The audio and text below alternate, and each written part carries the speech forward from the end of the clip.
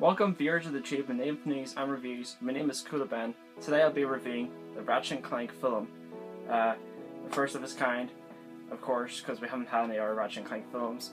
In the background you can see I have my poster and the little cute thing I got from the shop for free. It was nice of them to give me it.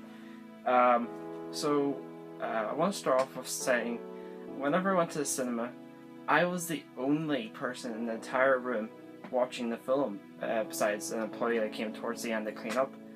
I even watched the credits. There was actually an end scene with a very well-known character. I'll not spoil it. It's going to be a non-spoiler review, but it's going to be talking about my opinion on the movie. And you might have some questions, might answer them. So let me take a breather. Right. So I went to see the film. I had some hopes on how it would turn out. Will it end up feeling like one of the games, or will it feel like it wasn't based off the game, feel like a actual movie? Because many movie games fall short on trying to base itself off the game way too much, like with the action and such, rather than the characters and the storyline. This is one of those movies that actually achieves to feel like a proper movie and not like a game, which is good. The plot of the movie is extremely different to the one that you see in the very first game on the PS2. Everything feels different. It's very well animated.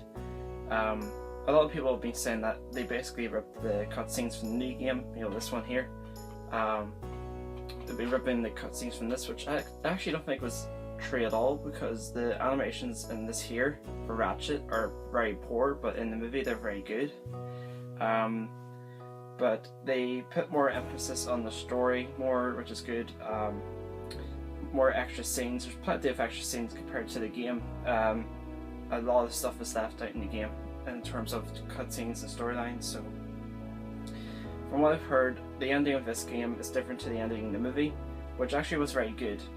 Felt a bit like Star Wars in a sense, but also we actually do get an explanation on how Dr. Nefarious was once like an alien, but now he's a robot. So that was a major question of mine on why Dr. Nefarious looks like an alien at the beginning of this film. Gosh, I'm running out of breath. But I was really disappointed, even though the film was very decent. Had some funny moments in it, of course, and it was a good film overall. There actually wasn't an awful lot of action scenes, which was surprising. It's more dialogue and moments and stuff, and obviously some parts of the film were just meant for the trailer, so they can include clips for the trailer. But I do want to say, in one of the trailers you see Ratchet supposedly riding with his instructor in this vehicle that's going really fast, but actually ends up being an old guy, which is a customer of Ratchet's. So I want to clear that question out of the way. I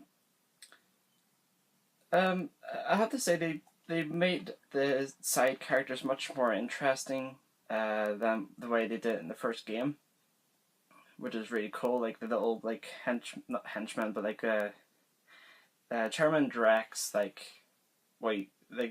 his assistants and such seem to have much more personality now, and I guess I can appreciate it. Sorry, that was my thing whistling the phone. But I really like the film. If you've played more than two, or I recommend if you've played more than 3 Ratchet and Clank games, this movie is totally worth going to see, even if you end up being the only person going to see it. The studio put a lot of work into it, and they have a lot of good voice actors like John Goodman, and I think it was the original voice actor for Ratchet and also Clank, 2 separate voice actors. But they had a lot. They actually even had Sylvester Stallone as the main robot bad guy, not Dr. Nefarious, but he was like a warbot. And I noticed that they changed Clank's default name, which was Warbot Defect such a number. So if you're a very big fan of Ratchet and Clank, give this movie a chance, despite what other people are saying. It doesn't deserve the hate, or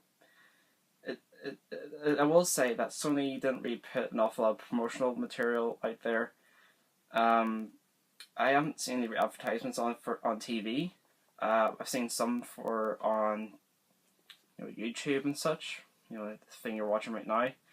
But that's not the best way right now to advertise for things, because you just skip the ad, or I mean, it's very rare you will come across an ad that you actually won't fully watch.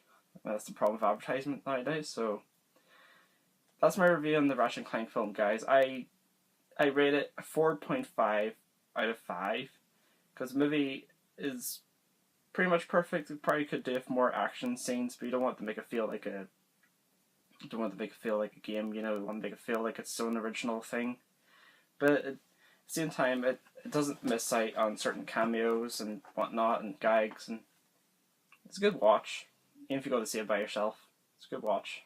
So if this is the first time you came across on my channel, I've done over 70 videos, this is probably like 74th, 75th. Like, comment, subscribe if you want to, but I'm going to go. Bye guys.